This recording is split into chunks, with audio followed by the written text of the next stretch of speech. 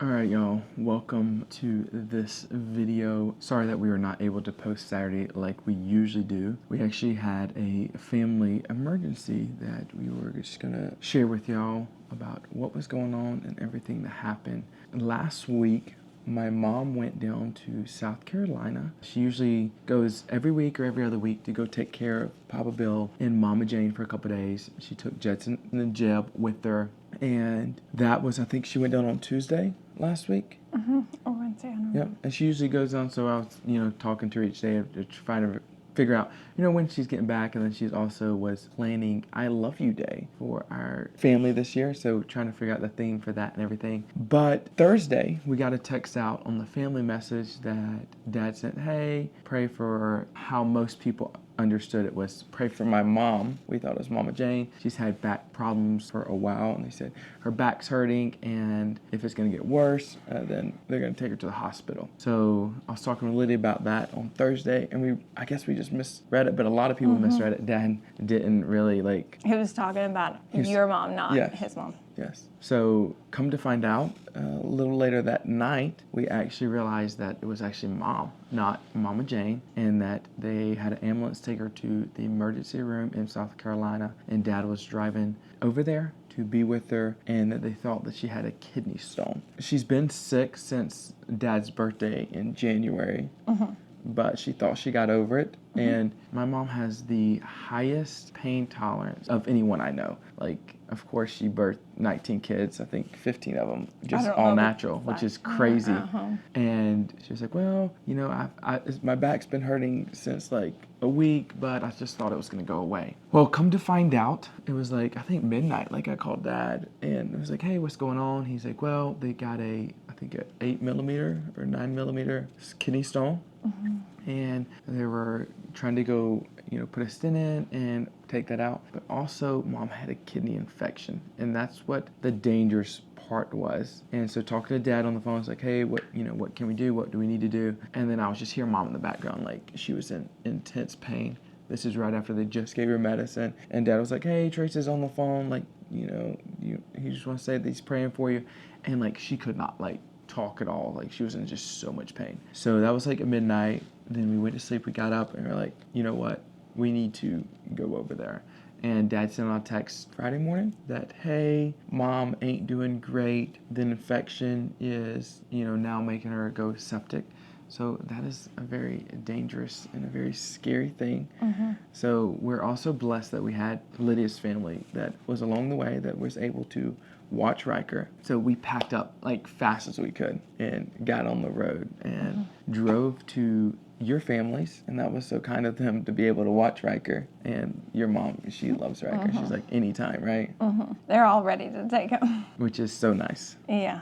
So he was good for however long we needed to. I think you packed like 4 or 5 outfits for him because we didn't know like what's gonna happen, how long we're gonna be there. So then we went to the emergency room, and by the time we got there, they actually moved her into ICU because it was getting a little worse. Her numbers were not great. There was some of the other family already there. I think Carla and Josie and Katie were already there, and a lot of people were on the way because, long story short, my mom's dad, over 20 years ago, actually passed away in a hospital and after going septic.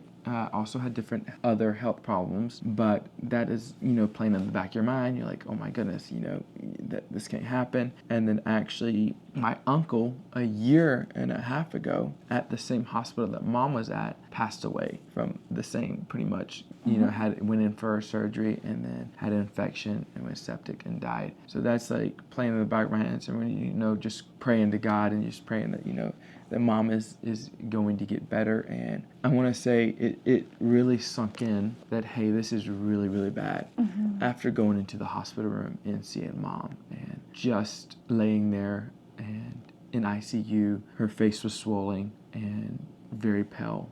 And I'm just standing there, just looking at her. And, my mom is always thinking about other people. She's never thinking about herself. And we tried to not let her talk a lot just because we knew rest was the best thing for her and her body to heal. But just standing there looking at my mom in ICU, just crying and just praying, Lord, please heal her because this is really bad. This was really bad. And she really couldn't talk. She was crying. And she looked up at us and was just like, I was supposed to make dinner tonight for Papa Bill and Mama Jane. I'm like, Mom, don't worry about that. That's taken care of. People are already over there. You just got to worry on getting better. And she's so kind, always thinking of others. She was like, y'all didn't need to come over here. I'm fine. Y'all don't need to get a hotel. And it really sunk in. It really sunk in that, hey, this really could go either way right now because her numbers were not great.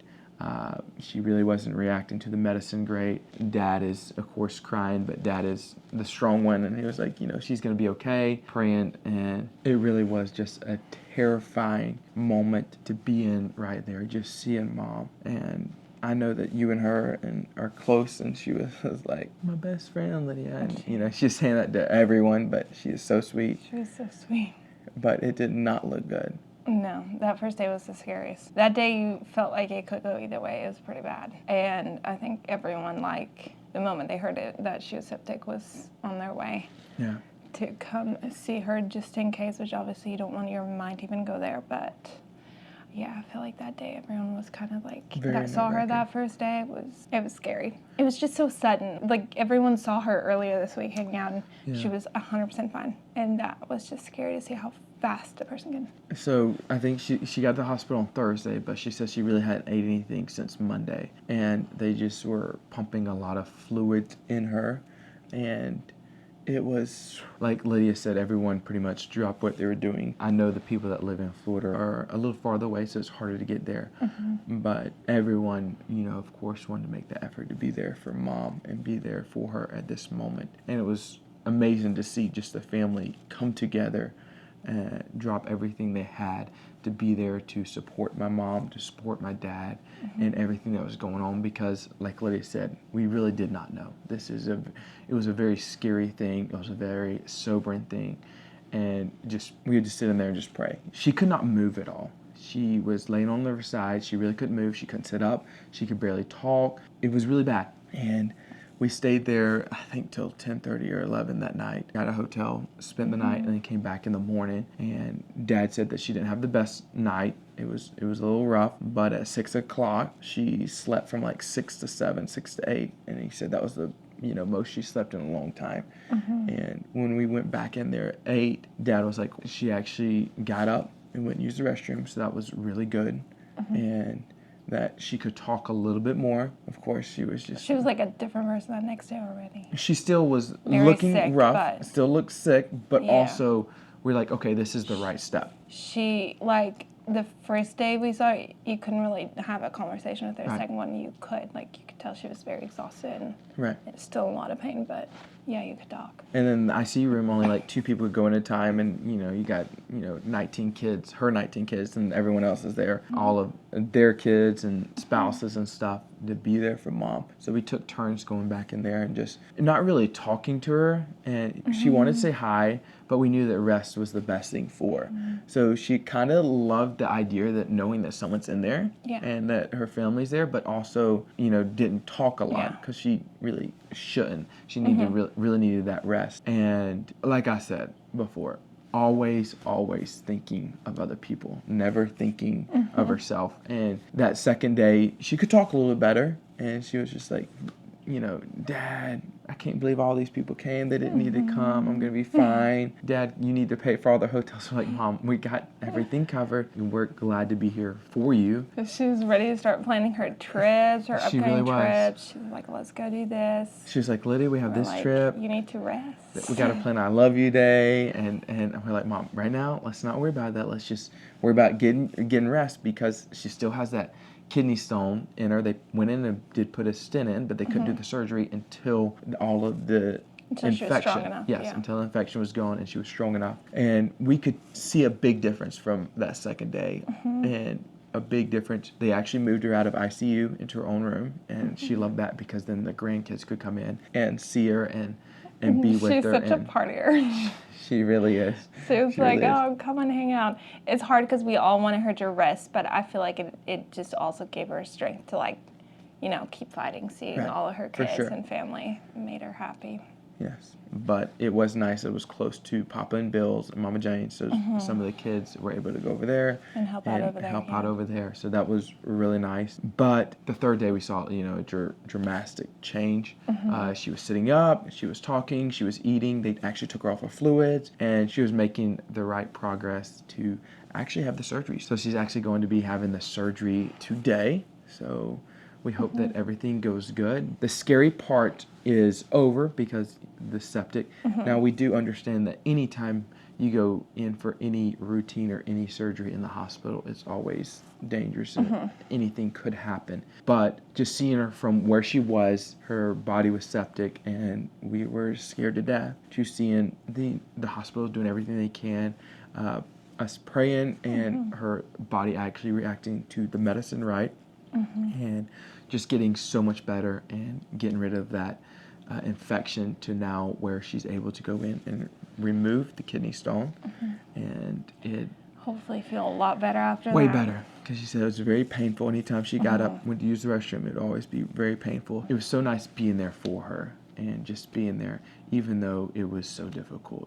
I know it's difficult on you, it's difficult on me, it's difficult on all the family. It's really difficult on everyone. Well, you're, in my back of my head, I'm like, this is my mom, this can't happen, like nothing. You're like, she's going to be fine. Like, everything's going to be fine. Yeah, you can't imagine. You get there, everything's going to be fine, but getting there that first day and just sitting there seeing her saying, I don't know what's going to happen. All I know is I need to be praying for her. And it happened so fast. Not a lot of people really shared about it or even shared with family and stuff. It was talking to that, hey, okay, did we let her sisters know? Did we let this know? And it was very sweet. Some of her sisters came and close family to be there for her. And it was just great seeing all of her kids show up and be there and support her and do whatever they can for her. And I still can't believe it was your mom. I really can't.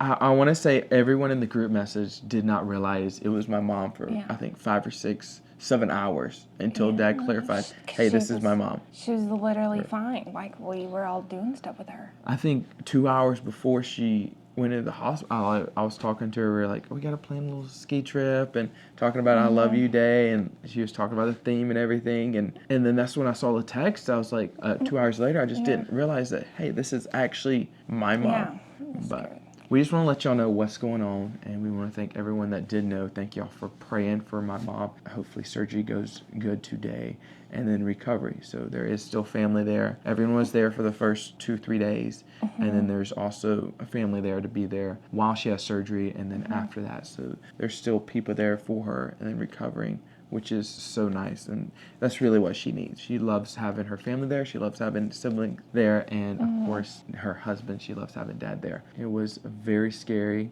and just a very tough time, a very tough weekend, a very tough 4 or 5 days. But we do realize now she's so much better and got so much better, and now that her body's not septic, it gives us so much relief, and knowing that okay, she's getting better. Hopefully surgery goes well, and then recovery, and then she's back to normal like she was before. So that's what we pray, and thank y'all for watching this, and please keep my mom in your prayers as she recovers through all of this. Guys, I just want to thank everybody for praying for me. I'm 100% better. Michael's driving me.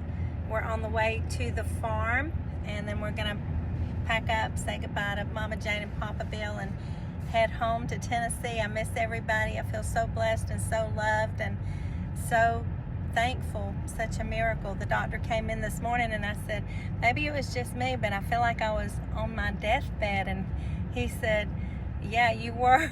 You were really sick. So I feel like it was a miracle. And I remember looking up at each of your faces and just being so grateful for all the love. Thank y'all for all the prayers, for everything. I love you.